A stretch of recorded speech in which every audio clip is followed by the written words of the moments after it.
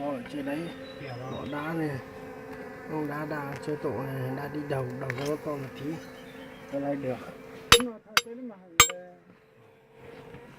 lúc nào mà cũng xem mà là Cho một xô rồi, một xô sát đầy xô tí nữa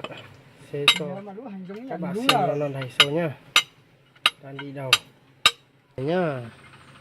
đang lấy đưa cho vào cái bao xanh kia đa chiều đấy. Này là mỏ đá này, đang đi đầu mỏ đá 4 người hôm nay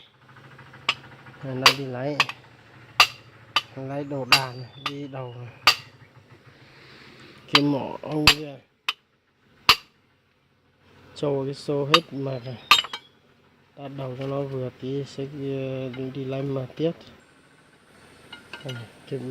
đá của nó đã có một ông cả tổ này đi lấy rồi tổ này đá ông đá đấy, còn ông là ở trên đấy bà ta đa chục tổ cái cây đi lấy sau của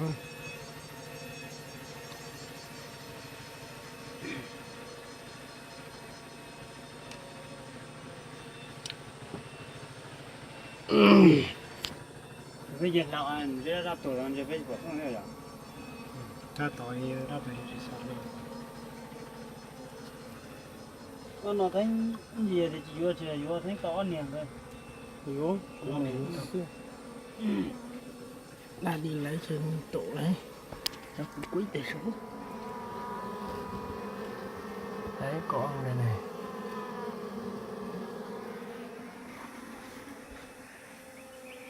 này mật đây sắp đầy rồi tuyệt vời luôn.